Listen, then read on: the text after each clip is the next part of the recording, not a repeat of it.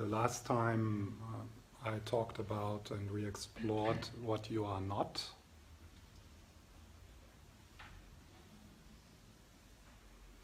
And to summarize it,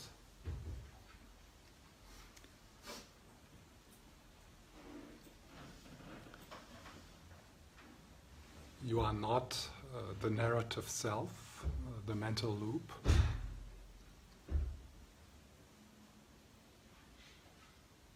Which tells a lot of stories, particularly likes in the West very much the story, I'm not good enough, something is wrong with me, but it can also tell the story, I'm wonderful and better than everyone else. And this mental loop is mingled with the felt sense in your body.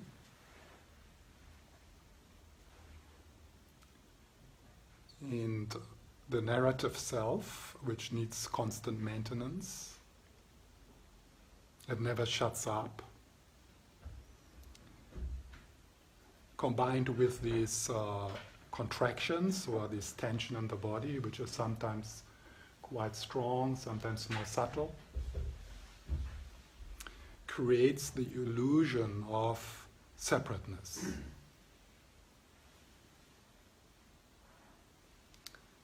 And this illusion of separateness, according to the discovery of the Buddha, creates all problems, creates all greed, creates war, creates jealousy, and so on. It comes with the mantra, what about me? What do I get out of this for me? And it creates self-importance, self-centeredness, a narcissistic preoccupation with me and mine.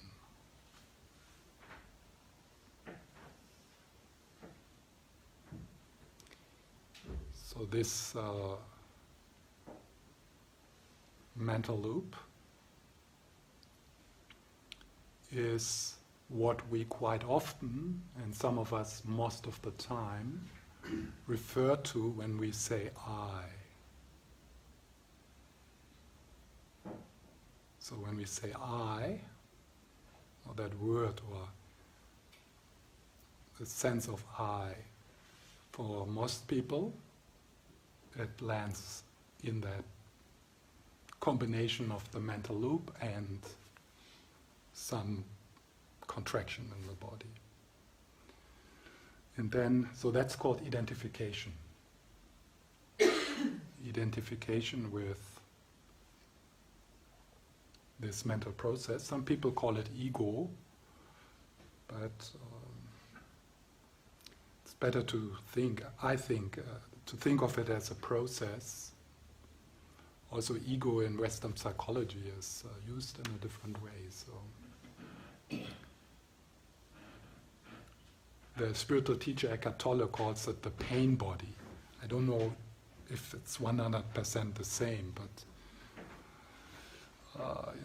the pain body. So that means,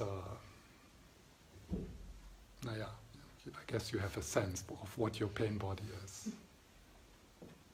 And that narrative self combined with tensions in your body and the identification with it makes us look from a center position at a world and other people which are separate from us. So kind of we collapse into a central position and we literally have the sense that we are looking out into the world from this central position, which is I.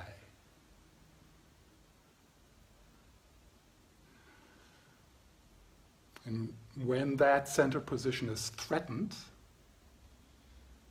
and in our case it could be even just like what's the opposite of likes in Facebook? So it can be, so that mental loop not only feels threatened, like, when someone wants to take your water, but it feels also threatened when someone criticizes you, or when the mental image we try to maintain through this mental loop is somehow threatened by other people. Then we get reactive, defensive. So we worry about what other people think about us, and of course us refers to a mental image, to a self-image, which we make up. And then we worry about that self-image.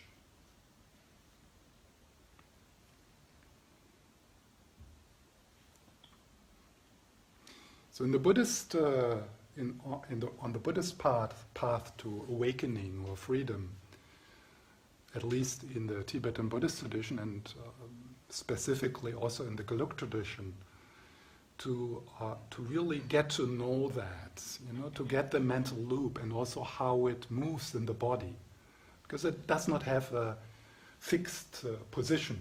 It's kind of wandering around. Sometimes it's rather diffuse, like almost like the whole body, and in certain situations it kind of collapses into the solar plexus or into the stomach. So this process, to identify this process, to get to know that process, that is in the writings of Lama Tsongkhapa, the founder of the Gelug tradition, a very important step in the realization of no self, or selflessness, or emptiness. He even says that once you really see it, the next step it's quite easy. So in the Buddhist philosophy, this is called the object of negation, or the object of refutation, gaksha in Tibetan. So in the last times, I kind of emphasize particular this aspect of I'm not good enough, because I know that for many of us here, this is one of the major sources of suffering for us. Shame and guilt. Something is wrong with me. I'm unworthy. I'm too much of this and too much of that, or too little of this and too little of that. This kind of team of processes which sometimes are called inner judge or inner critic.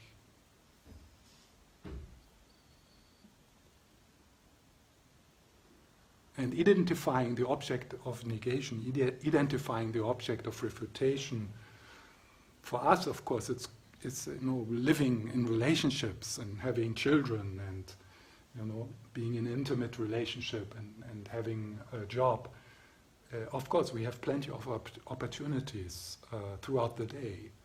Somehow, particularly our kids and our partner always find these points where we get triggered. And we here, what gets triggered is the narrative loop. That's what's getting triggered.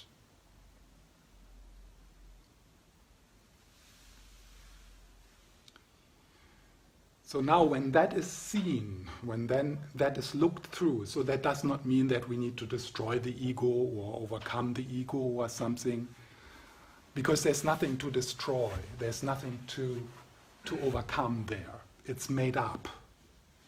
It's a cognitive process. It's a string of stories and words and blah blah blah. It's that which prevents us to be here. And it can happen that we live a human life and we were never here. because the narrative loop combined with this sense of separation covers up the mystery and the fullness of this moment. It covers up because it creates a sense of separateness and what about me? It covers up the love in this moment. It covers up that you are loved.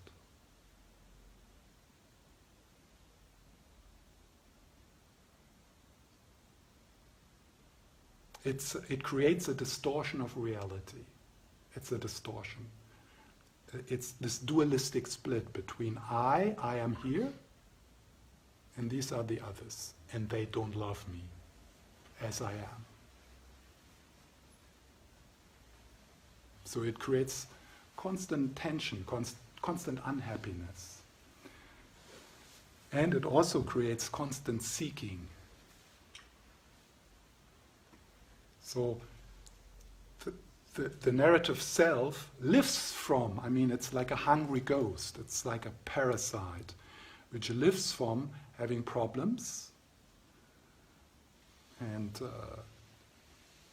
it makes up problems in the past, it makes up problems in the future, and when the present moment is quite okay, which it is quite often actually, particularly if you live in Copenhagen, then it covers up. So it disconnects us from any chance to feel content, to open our eyes, to take a breath, to enjoy the water you have today, and the food you have today, and the friends you have today, and the buses, and the autumn. It covers that up, so it creates a sense of seeking, a sense of incompletion, and it tells the story that there is something in the future which we need to attain, and that will make us complete. That will make us happy. And it will never give up with that project, because giving up that project would be its death.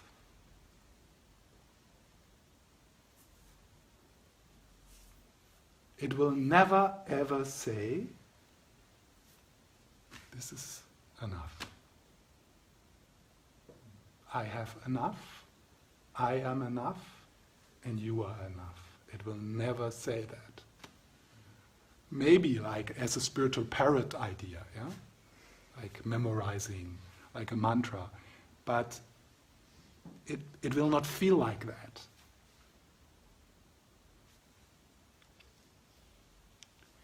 From the Buddhist point of view, we have been enslaved by that parasite from beginningless time.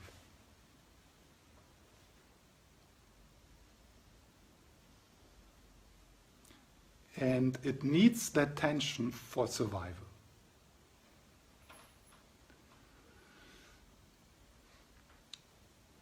So, of course, there is also constructive aspects in that. Yeah, so I call it now parasite to kind of point a bit to the suffering aspect. So it's not about now deconstructing all rationality. So we don't want to become pre-rational. So we have moved in the rational zone, but now we want to go trans-rational. But trans-rational includes, so it's transcend, but also include the rational zone.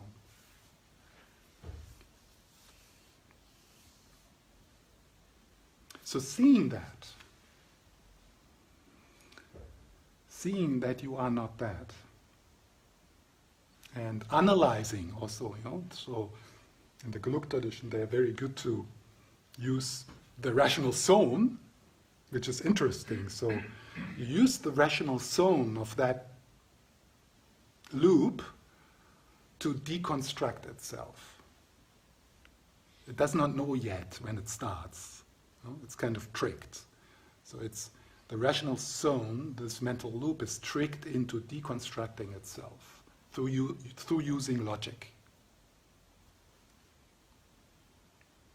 So seeing that and deconstructing really seeing, experiencing that. So the first step would be to think about it and to, to analyze and to listen to some of these teachings and maybe look also into neuropsychology, who also describe how there's no control center somewhere in this community. Yeah? So there's a community here, and there's no control center there. It's a open system. It's a network.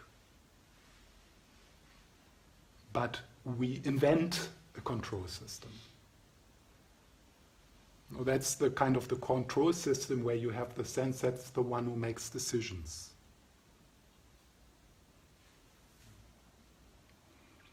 So that what has a little bit of problem when I say there is no free will. This is what I'm talking about. This one who has problem with that. Of course there's free will. I make the decision. That's exactly the I which we have to look at. Yes, of course, I make the decisions in my life. So that I, that is what we're looking at.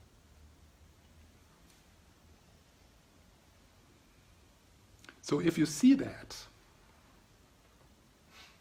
and in a way, this is one of the ingredients which is already helpful. Of course you are not that because you can become aware of it. So then there are already two. The one who is aware and the one who does not feel good enough and who has a tension in the belly. So you are aware of that.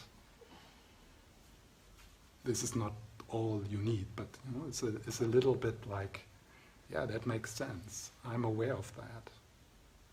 So who is looking? The mental loop and the sensation in the body can't look. They are not aware. They can't be aware. They are object. But we identify with it and make it into a subject, into the most important subject ever. Me and my life, the most important subject ever in my world. But that is all object, all that you can be aware of. And you can't actually look from the parasite because that parasite is not aware. It's not conscious. You can be conscious of the parasite, but it itself can't be conscious. So when you see that, oh, this is not who I am. Obviously I'm not my thoughts. Obviously I'm not the sensations in my body. Obviously I'm not this story which is really, really deep as a sense of who I am, but this story of I'm not good enough. I'm unlovable. Obviously you are not that, because it's changing, yeah? And then another story appears, and also the sensations, they travel around. And then we also have all these different kind of personalities who come forward. In the morning you are the mother, yeah, I'm a mother. Yeah? Then you go to work, then yeah, I'm the professional, and then you are the professional, and you identify with this. Then you go home, you meet your husband, suddenly you grasp and be 5 years old. I'm also the little girl. And we have no problems to kind of put that sense of identification in conflicting aspects of ourselves. We have no problem. We really have the feeling that there is a me traveling through the day, and that me is singular, separate, and autonomous.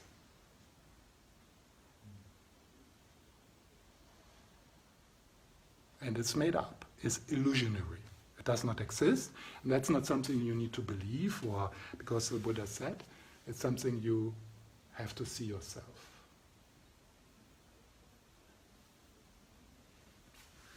So when you see that, obviously you don't die.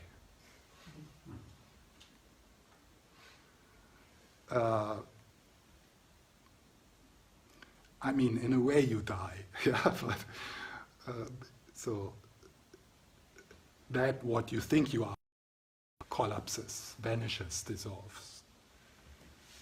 But after the session, I mean, if we now would have like a group enlightenment tonight, it's a possibility, yes. Then still we would all go home and we would make dinner. But we would travel lighter. We would travel very light. And there wouldn't be any seeking. No seeking.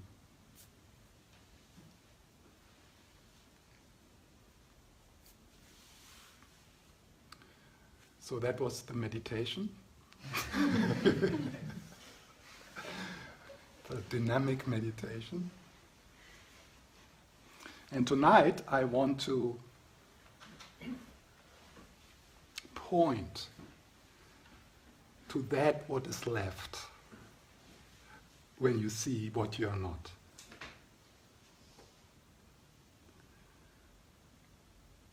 And it's tricky. So a lot of Buddhist schools, they really like to stay with what you're not. And then they shut up. And then you're supposed to discover, or that which is true reveals itself.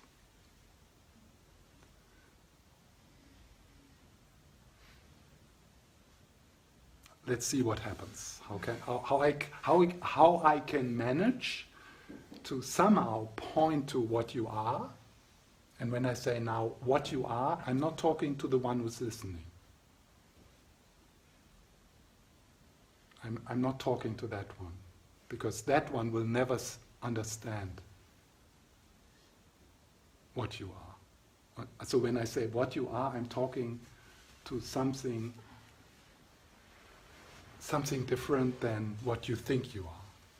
Also, what you think you are is listening, yeah, sure. But I gave up hope on that one. Yeah, but I mean, I have to kind of satisfy that one also, yeah, because otherwise you don't come back.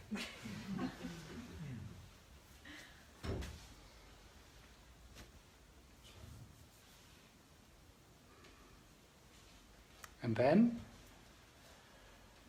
if you then come back and the one you think you are is a bit satisfied and thinks, wow, this is fantastic, I'm on the path to awakening. And I will be an awakened I. Now I'm a not good enough I, but if I do this, then I will be an awakened I. And people will throw flowers at my feet.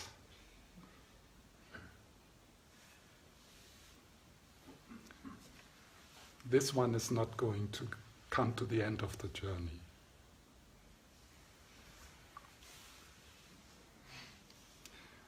So let's sit quietly a bit with that outburst.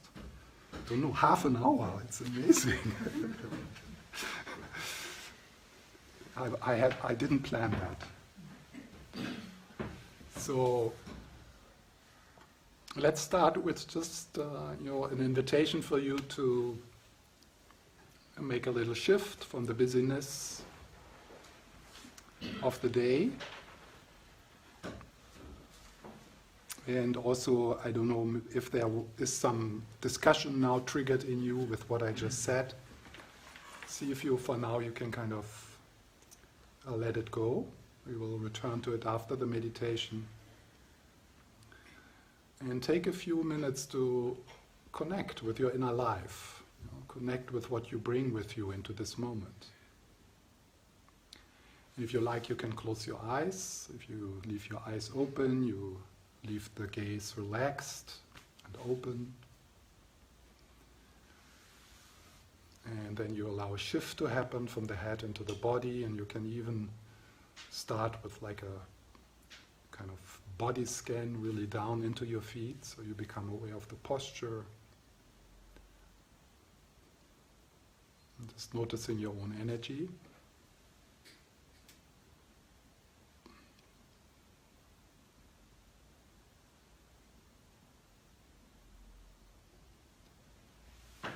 And sometimes it helps to slide on the in-breaths,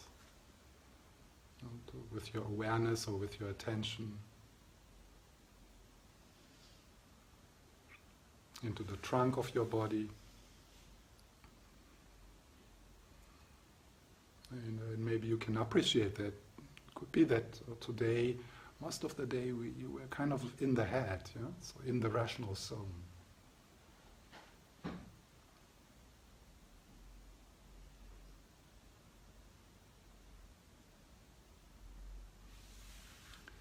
Of course, thoughts continue to arise, that's no problem.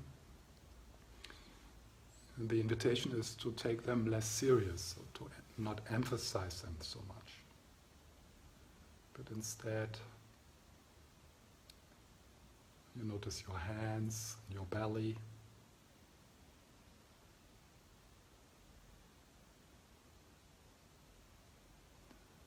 And what we explore here is what happens if you let it be okay, if you let yourself be okay.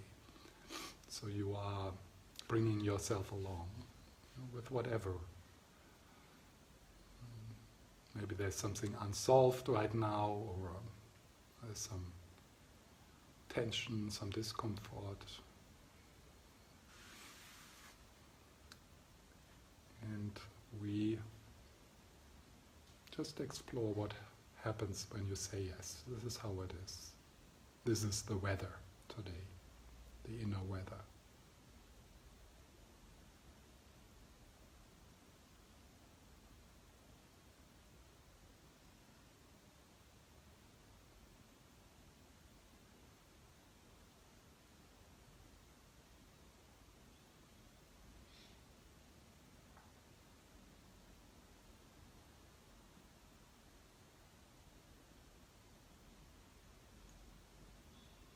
And then when you get hooked by the mental loop, then, or you get entangled or carried away, make this gentle movement, It's more an allowing, kind of a dropping back into your hands, into the belly. Notice the aliveness, the movement of the breath. You don't need to concentrate or focus, so you do it lightly. You just rest lightly in the aliveness.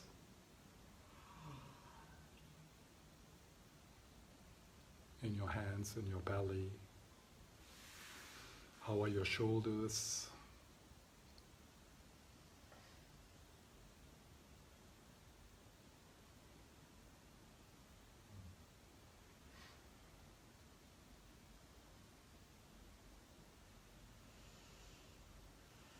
And then again returning and resting.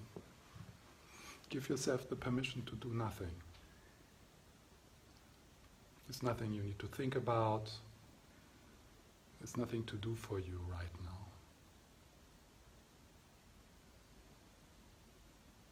now. Find a place of rest in the midst of your experience, as it is.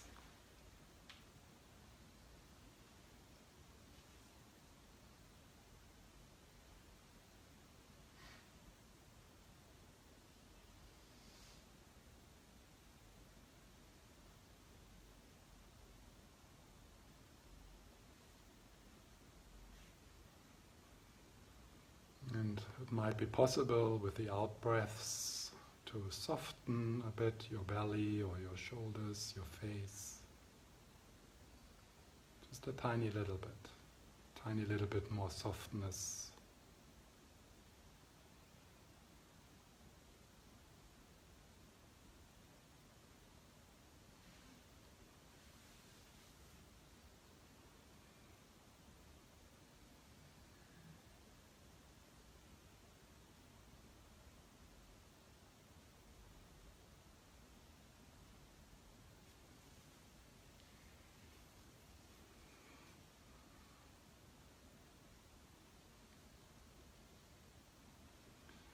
Returning,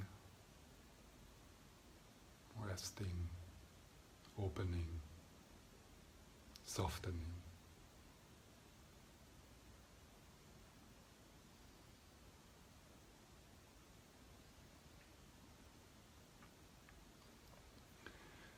And then also there is possibly still a lot of movements, or you're tired. Maybe this moment is a bit difficult for you. Maybe it's peaceful. But no matter what is moving there,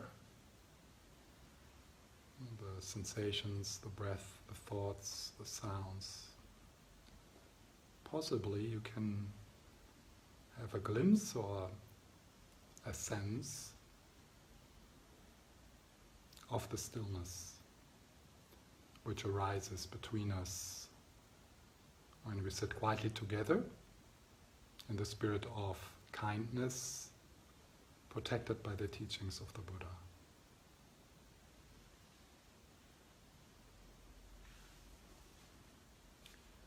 So a stillness or a spaciousness which surrounds you, pervades everything.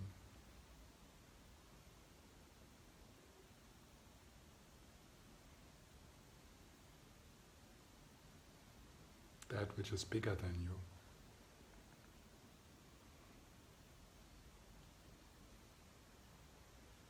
Where we can meet.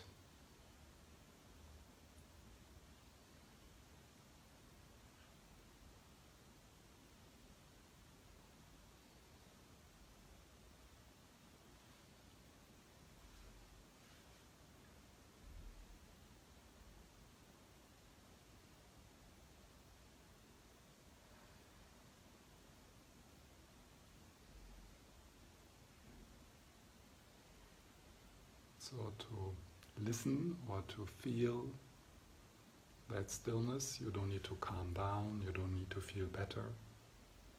It has nothing to do with that.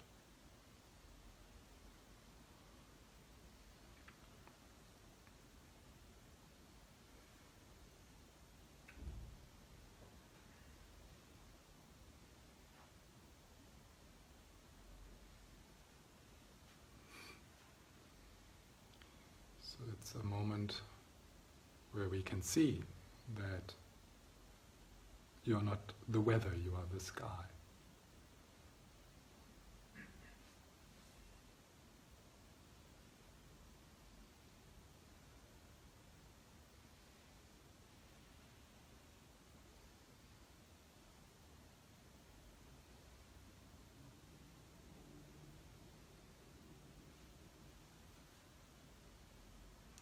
It could be that the mental loop tries to get there or tries to understand that. Just become aware of the space within which the grasping is happening.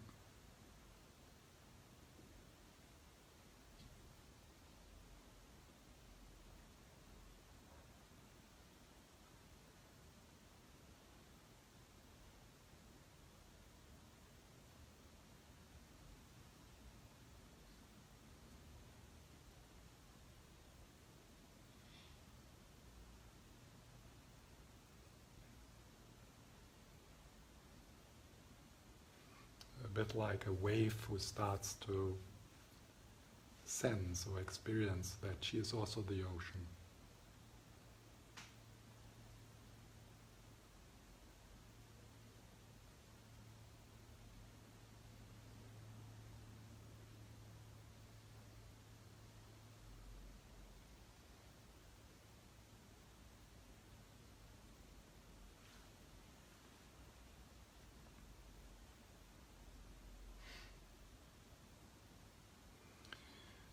Then for those who it makes sense, we can call upon the presence of our mentors, gurus, Buddhist or non-Buddhist, female and male.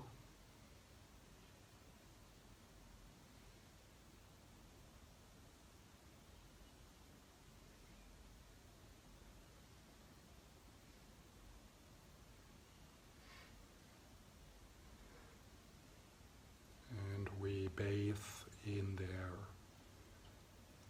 loving gaze, in their warmth.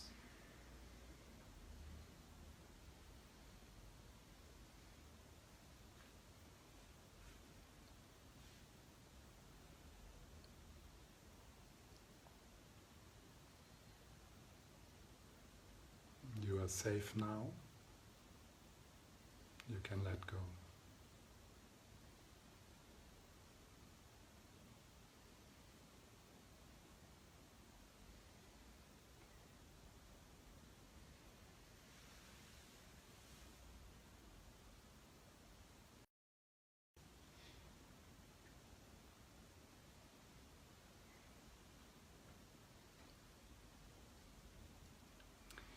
Then that stillness, that loving gaze, people might experience it as a kind of light bathing you, like the sunlight.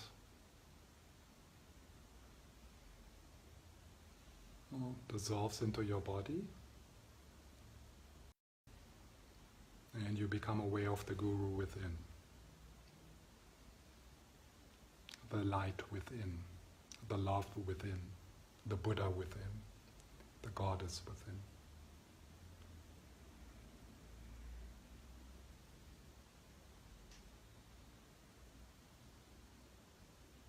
And from the Buddha within, the Jesus within, the Source within,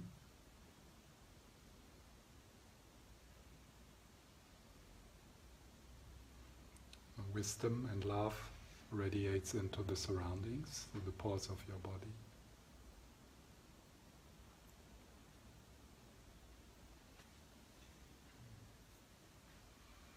You are the light.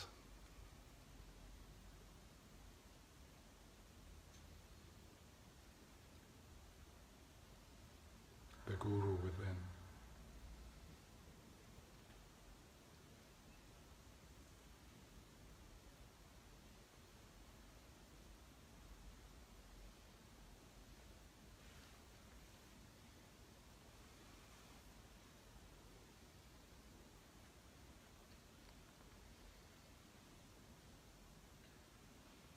Just resting for a few more moments with whatever it is.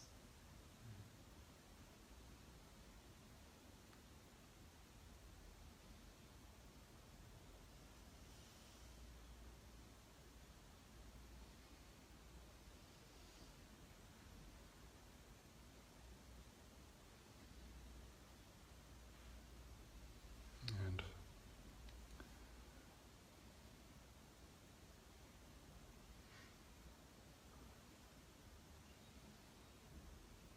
fake that you are in love with everything and everyone, including yourself. Fake.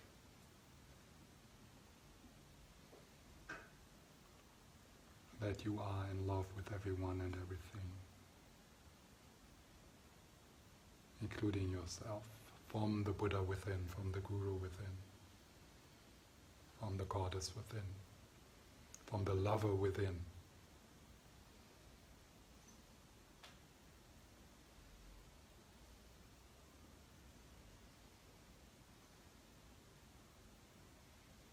From the God within, from the divine essence within, from the Buddha nature, Rigpa.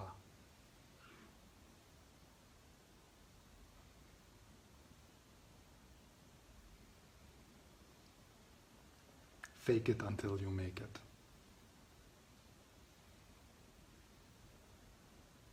Get there by being there.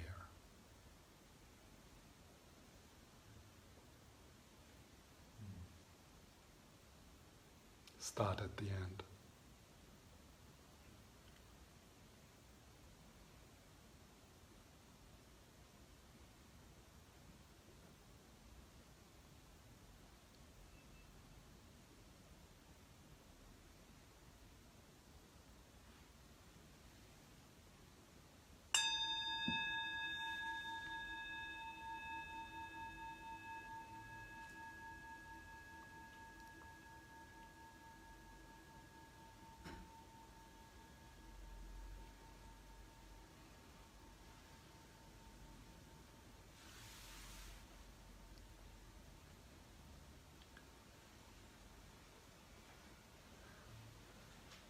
So I will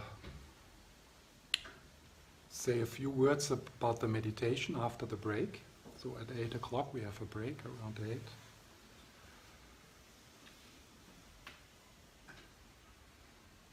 So as I said, a lot of Buddhist lineages, they would stop with pointing what you're not. So that's what the Buddha actually did in the second turning of the wheel, what is called the second turning of the wheel. I don't know if you have ever read the Heart Sutra. It's also called the Heart Attack Sutra. Heart attack, yeah. So this is basically neti, yeah, from Advaita Vedanta. You're not this, you're not that, you're not this, and then he takes away all the toys. And in the beginning it's still quite fun, when he takes away feelings and thoughts, but then if he takes awakening away and the path and the practitioner and the practices and the 4 of this and the 16 of that and all the things we have learned and all the yoga we did, so if he takes all that away, that's why it's called Heart Attack Sutra. Because in one Prajnaparamita Sutra it is said, and the monks fainted and vomited blood. Sometimes it's more difficult to take away spiritual attainments from a monk than taking away millions of dollars from Bill Gates.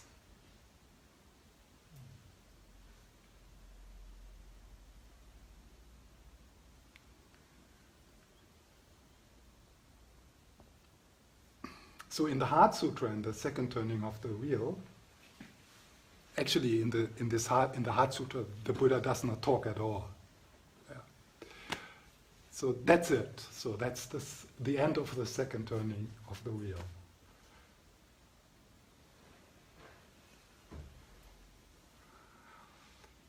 But then the Buddha somehow thought it's a little bit too much. So he came back and started what is called the third turning of the wheel. And in this third turning of the wheel, these are the teachings of Buddha nature, what is called Buddha nature. In these teachings, they then are the foundation for Tantra.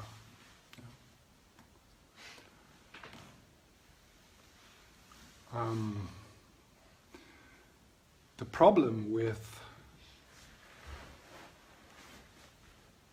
making that which is undescribable and ungraspable into something is, exactly that. We make it into something. And you can notice that when I use a word like Buddha nature, the rational zone, which is part of this loop, has a sense, oh yeah, I know what he's talking about. I want that. Sounds good. It's better to be a self with Buddha nature rather than a miserable self.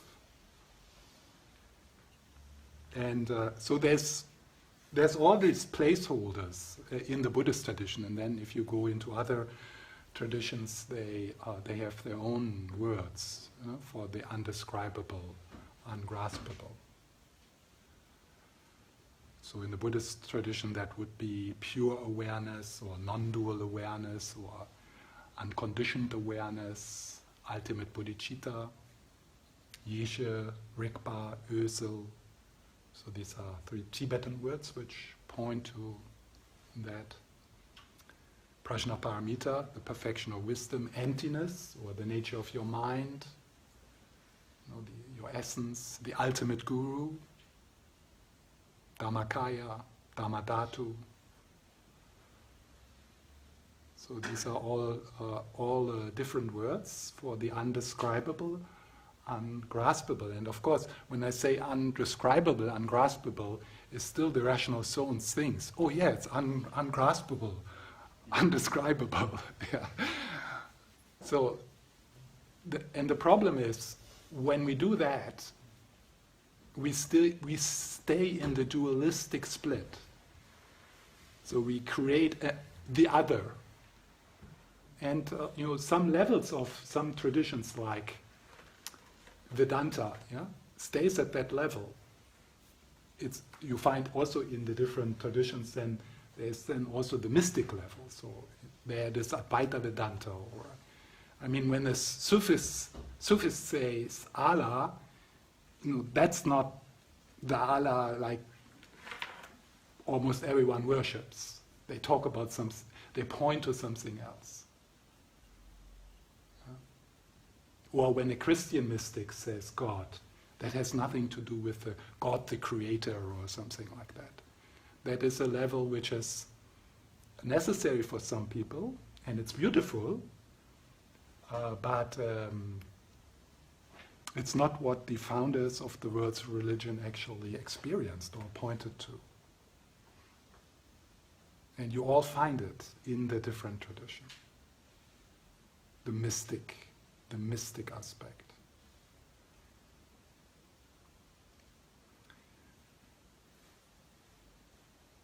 So there is something. There's something going on.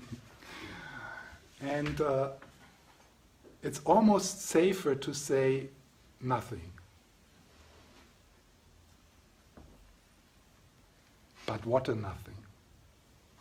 So tonight when I say nothing, it's like nothing. It's the biggest orgasm ever, that nothing.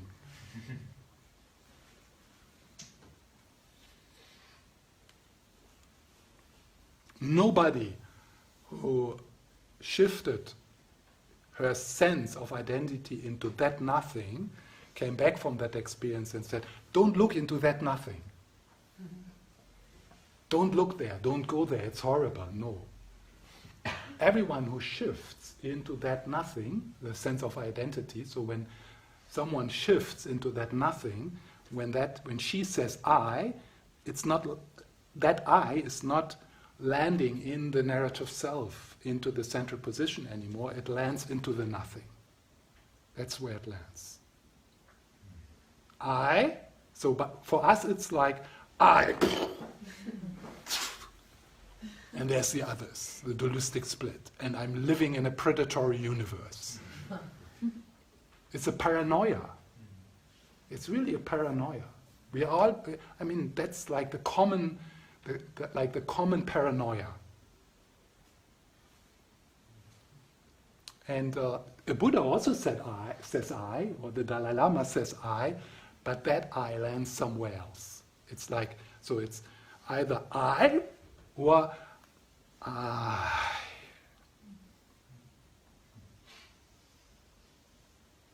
So it lands nowhere and everywhere.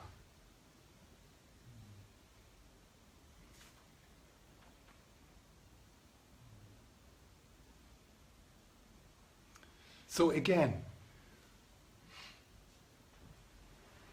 this loop, the narrative self, will not get this. It will not get there. It's not. The narrative self becomes interested, and that's good. That's like Buddhist marketing, spiritual marketing. Yeah. Initially they pretend there is something there for you, the pain body, to feel better. That's why people start to practice yoga or meditation, because they are lured into the story. Yeah, if I do that, I will feel better, and maybe in the end I will be even enlightened. Or in the end, I will be one with everything. I. That's the ultimate self-inflation.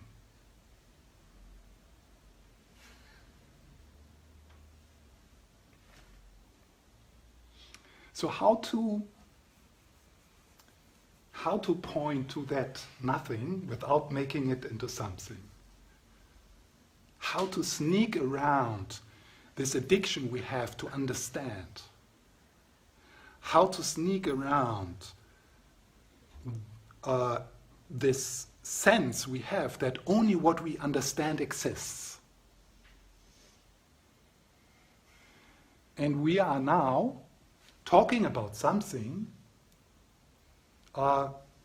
which can't be experienced in the way we usually define an experience.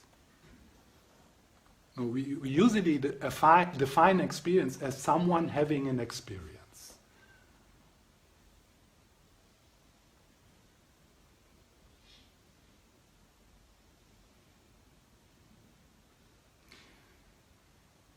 So there's, like, particularly in the Dzogchen and Mahamudra tradition, in the Tibetan Buddhist tradition,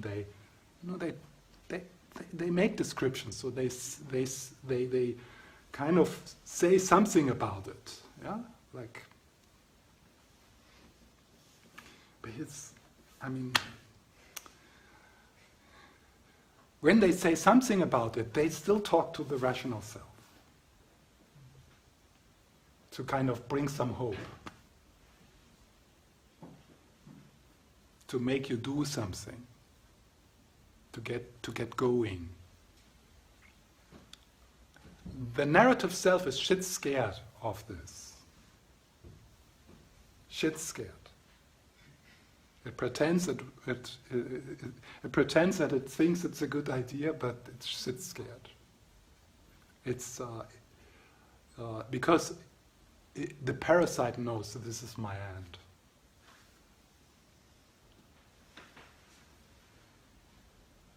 So now, in the meditation, so we will point to the nothing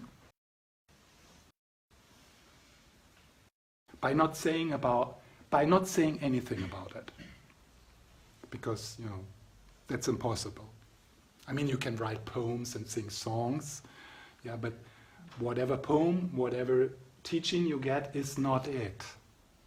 And whatever you understand is not it. It's not an object of knowledge.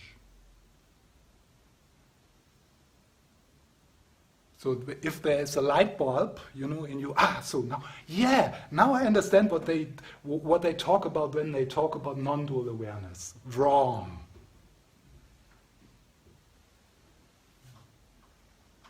So the way we do it, it's just an experiment. Some people know that it's also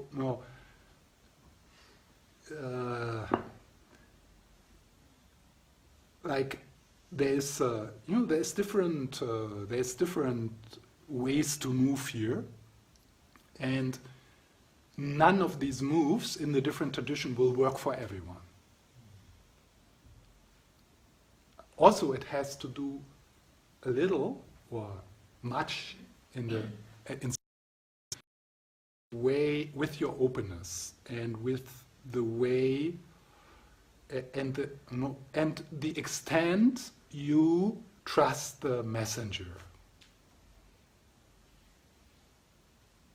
Because part of the mental loop is I can't trust anyone. Because the people I trusted most in the beginning of my life, they deceived me. So from now on, I don't trust anyone, and I will figure this out by myself. And I have my guards up. Because people, they want my money, they want to be famous, I can't trust anyone. So it also depends on that. So some of the things I say tonight, if you find a teacher who speaks to you in a year, in 2 years, in 10 years, and he will say the same thing, and boom. Same words. So the way we do it, there's many other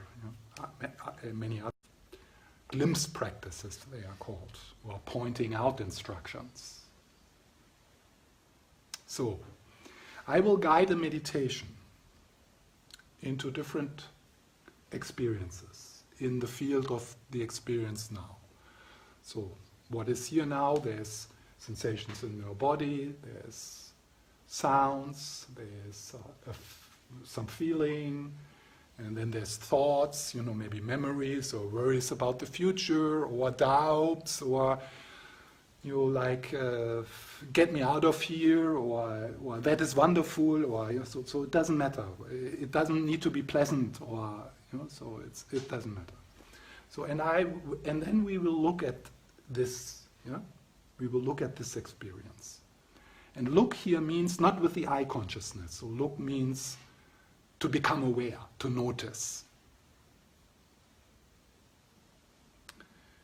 So, and then, depending on the object, I will say something like, am I my thoughts?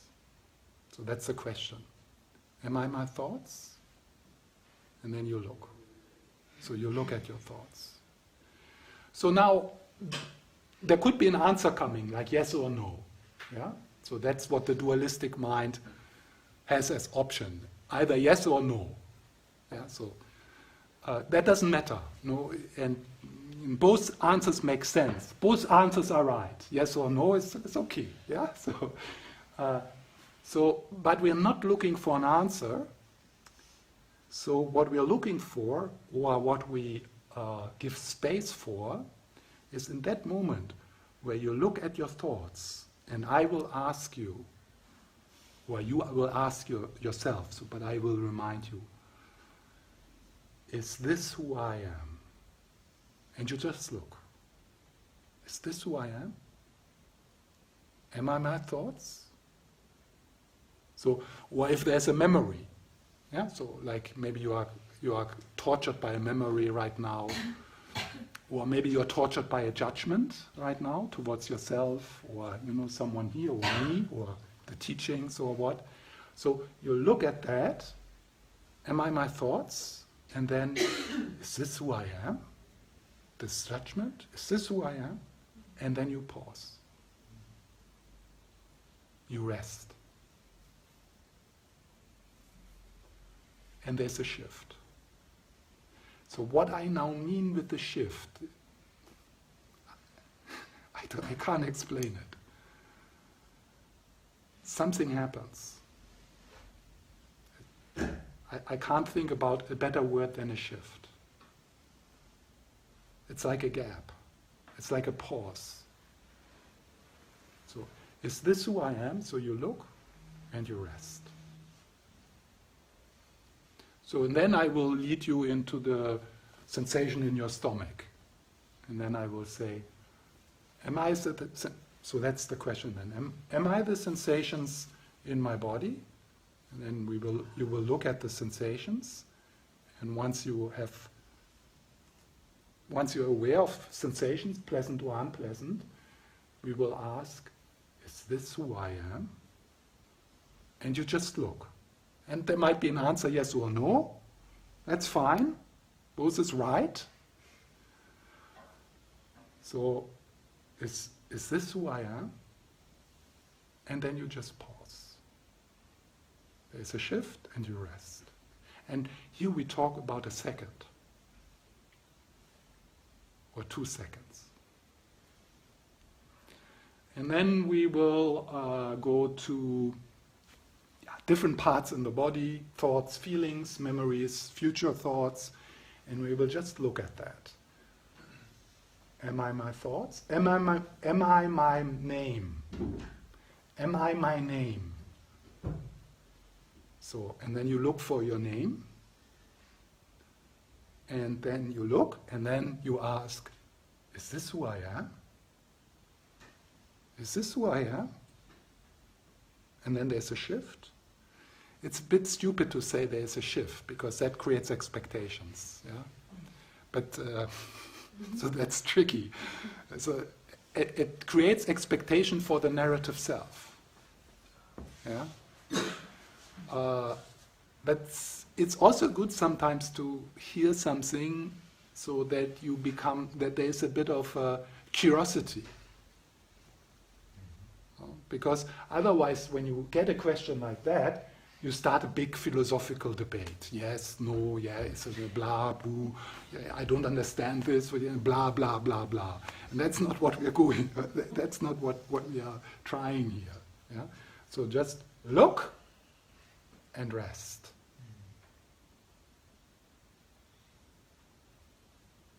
Yeah, that's it.